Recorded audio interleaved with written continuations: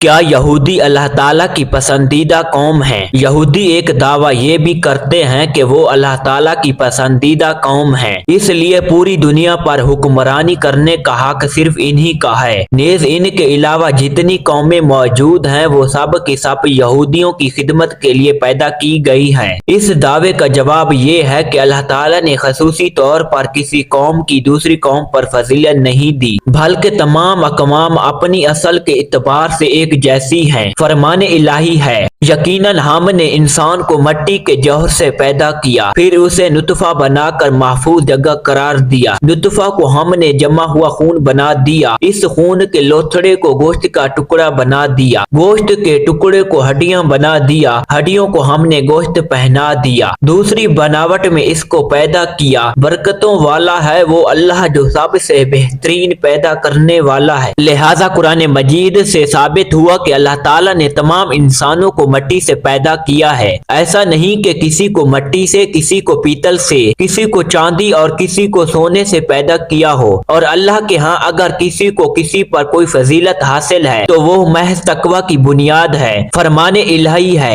اے لوگو ہم نے تم سب کو ایک ہی مرد عورت سے پیدا کیا ہے، اور ہم نے تمہارے کنبے اور قبیلے بنا دیے تاکہ تم آپس میں ایک دوسرے کو پہچانو۔ اللہ کے نزدیک تم سب میں سے باعزت وہ ہے جو سب سے زیادہ ڈرنے والا ہے۔ اور قرآن مجید میں اللہ تعالیٰ نے واضح کیا ہے کہ اس نے بنی اسرائیل کو ان کے زمانے میں دوسروں پر فضیلت اس لیے دی تھی تاکہ وہ اللہ تعالیٰ کے احکامات کے سامنے اپنے آپ کو جھکا دیں اور اس کے فرما بردار بندے بن جائیں۔ چنانچہ یہ فضیلت کسی خاص نسل یا رنگ کی بنیاد ہرگز نہ تھی، بلکہ یہ ان کے لیے ایک آزمائش تھی کہ کیا وہ اس نعمت پر اللہ کے شکر گزار بندے بنتے ہیں یا ناشکری کرتے ہیں۔ فرمان الہی ہے، اور ہم نے دانستہ طور پر بنی اسرائیل کو دنیا جہان والوں پر فوقیت دی، اور ہم نے انہیں ایسی نشانیاں دی جن میں واضح آزمائش تھی۔ ان آیات میں اللہ تعالیٰ نے فضیلت اور آزمائش دونوں کو جمع کیا ہے، جس کا مقصد بالکل واضح ہے کہ اگر انہیں ان کے زمانے کے لوگوں پر فوقیت دی گئی تھی تو وہ محض ان کی آزمائش کے لیے تھی، تو کیا وہ اس آزمائش میں کامیاب ہو گئے تھے؟ قرآن مجید کے علاوہ خود ان کی اپنی کتابیں بھی شاہد ہیں کہ یہ لوگ اس آزمائش میں بری طرح ناکام ہوئے۔ انہوں نے اللہ تعالیٰ کے دین کو تبدیل کر ڈالا، وہی الہی میں جھوٹ اور خرافات کو شامل کر دیا، اور اللہ تعالیٰ کے ہر حکم کی نافرمانی کی۔ اس کے نتیجے میں ان پر اللہ تعالیٰ کا غضب نازل ہوا اور یہ اس کی لعنت کے مستحق ٹھہرے۔ فرمان الہی ہے، اور ان پر ذلت و مسکنت کو مسلط کر دیا گیا اور وہ اللہ تعالیٰ کا غضب لے کر لوٹے، یہ اس لیے کہ وہ اللہ کی آیتوں کے ساتھ کفر کرتے تھے اور نبیوں کو ناحق قتل کرتے تھے۔ یہ محض ان کی نافرمانیوں اور زیادتیوں کا نتیجہ ہے۔ اور قرآن مجید نے ان کے اس دعوے کا جواب دو طرح سے دیا ہے۔ ایک یہ کہ اگر یہ لوگ اپنے اس دعوے میں سچے ہیں تو انہیں موت کی تمنا کرنی چاہیے تاکہ یہ اس بہترین انجام کو پہنچ جائیں جو اللہ نے اپنے پسندیدہ لوگوں کے لیے لکھ رکھا ہے۔ فرمان الہی ہے، کہہ دیجیے اے یہودیو، اگر تمہارا دعویٰ ہے کہ دوسرے لوگوں کے سوا تم ہی اللہ تعالیٰ کے دوست ہو تو تم موت کی تمنا کرو اگر تم سچے ہو۔